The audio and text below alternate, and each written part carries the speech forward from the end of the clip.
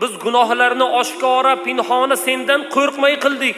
Robbim, lekin baribir sendan qo'rqamiz. Parvardigor, bizlarni holatimizga tashlab qo'ymagin. Gunohlarimizni kechirgin. Mana katta jamoat duo qilib, qo'l ko'tarib duo qilib turibdi.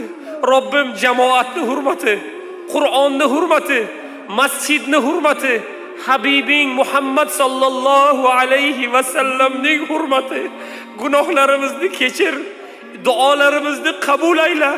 Farzandlarimizni bizlarga rahmat olib keladigan farzandlar bo'lmog'ini Robbim nasib qilgin.